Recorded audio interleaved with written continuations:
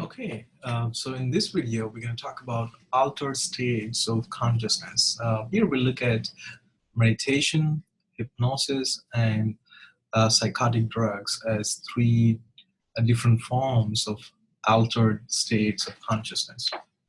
So, first talking about meditation, um, meditation of any kind, there are several types of meditation, but meditation of any kind is a form of narrowing of your attention to a specific stimulus over and over again. And so, for example, in some cultures, people focus on an external object. It can be a lamp, or candle, or an idol, or a picture of somebody.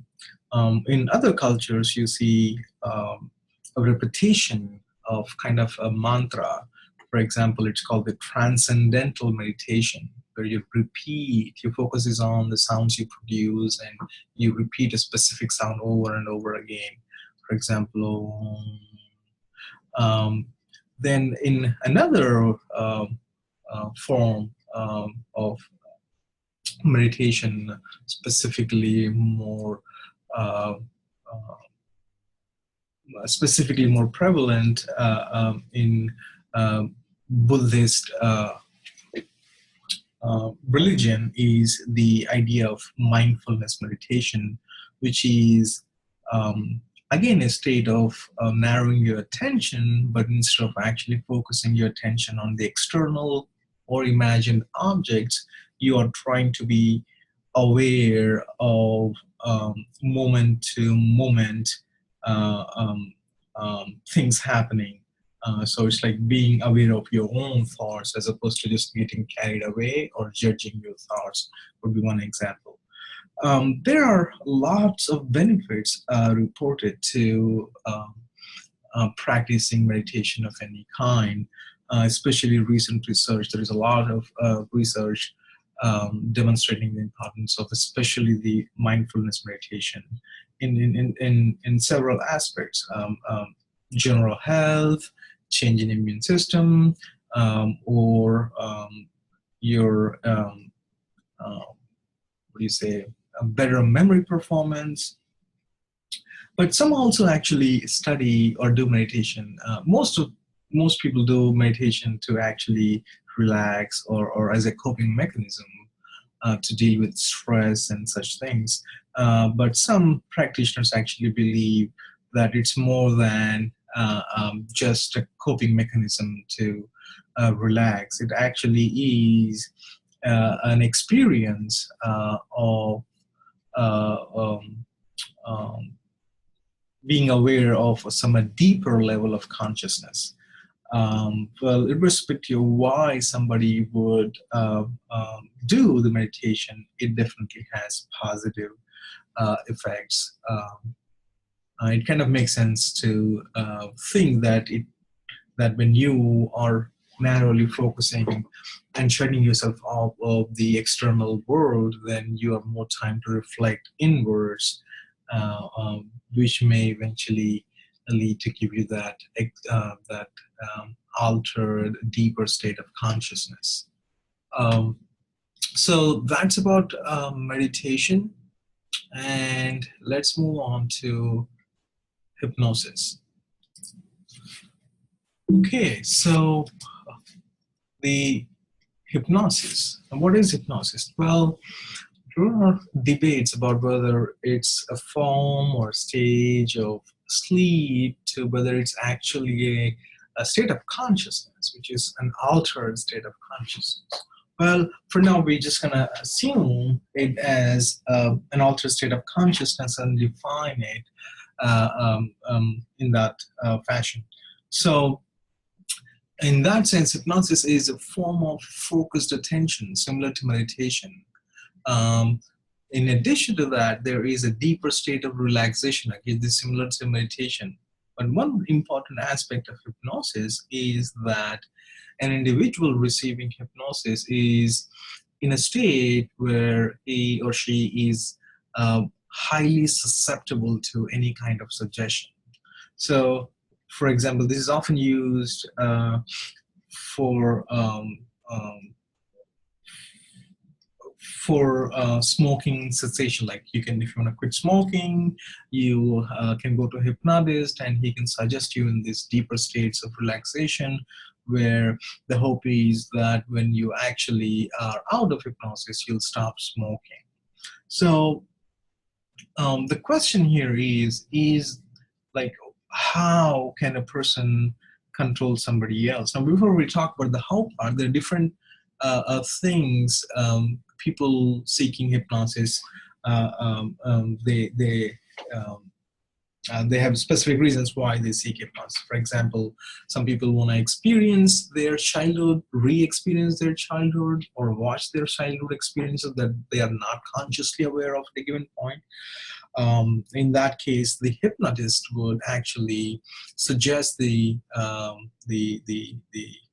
person to actually think back through age and imagine themselves to be children and re-experience or re-watch the experience of being a kid. We call that hypnotic age regression. And sometimes people also go to hypnotists to actually to help them with pain in any parts of the body, and there are no specific causes underlying this pain, and we call that hypnotic analgesia or analgesia.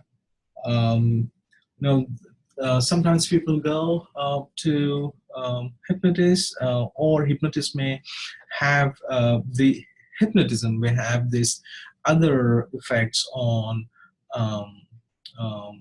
individuals of experiencing a reality that is not real, so distortion, distorted reality or feeling. We call that hallucinations. So positive hallucination or negative hallucination, depending on what you would perceive. Positive hallucination is you perceive something that isn't there. Negative hallucination is you do not perceive something that's actually there.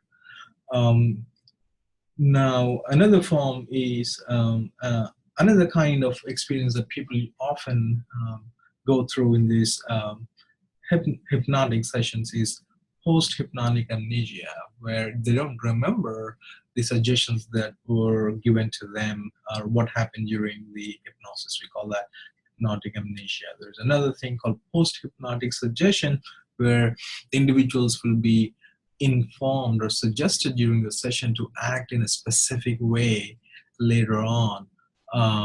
For instance, a person may be suggested to actually behave in a specific way. For example, it's a smile every time they hear a knock, kind of, as an example. And they don't remember receiving these instructions, or they don't believe that actually they are doing that. That's called post-hypnotic suggestion.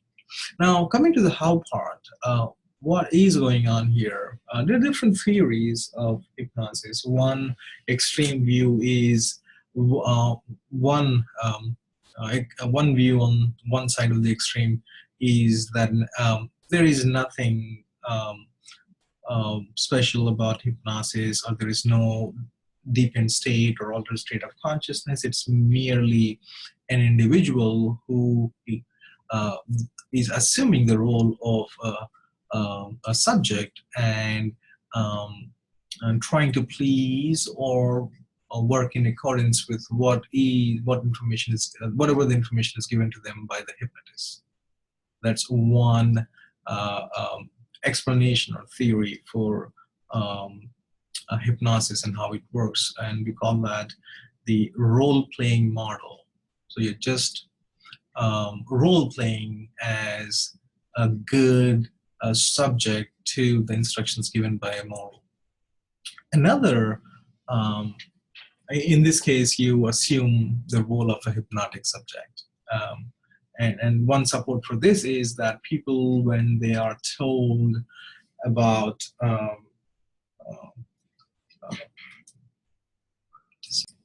so another explanation is the defining hypnosis as a trance state, a deeper stage of a deeper state of consciousness with heightened or increased susceptibility. Again, there's a debate, and there isn't a lot of research to actually support or what do you say, reject one or the other theories on hypnosis. So this brings us to the end of discussion on hypnosis, and we'll move on to the discussion on another state of altered consciousness called altered state of consciousness through psychotic drugs, and so we will talk about that. So here, you can also get to, and some people do actually try to experience the altered states of consciousness by taking drugs or artificial chemicals. We call them psychotic drugs. These are the drugs that alter your states of mind, and there are different kinds of drugs. I'm just going to give you a brief overview and list different categories of those and give examples, but for more information, I strongly suggest you read module 4.4 for this. So there are some drugs called depressants, and what they basically do is they decrease the activity of central nervous system, the brain and spinal cord, especially your brain. Things like alcohol, tranquilizers, opioids, they numb your central nervous system, so you are psychologically less active. The opposite kind of the drugs are such drugs as amphetamine, caffeine. These are or nicotine. These are stimulants. They increase the activity of the brain or the nervous system. Amphetamines or amphetamines, yeah, cocaine, nicotine. Again, I just read the book. Nicotine is the chemical in the cigarettes. There's caffeine is the coffee. There's MDMA or ecstasy. Then you have hallucinogens. These, more than just increasing or decreasing your nervous activity, they induce distortions. So you have a distorted a reality by taking these chemicals like LSD, marijuana, PCP, or psilocybin. Again, I refer you to module 4.4 to learn more about this and the specific actions. That brings us to the end of this topic, and thank you very much.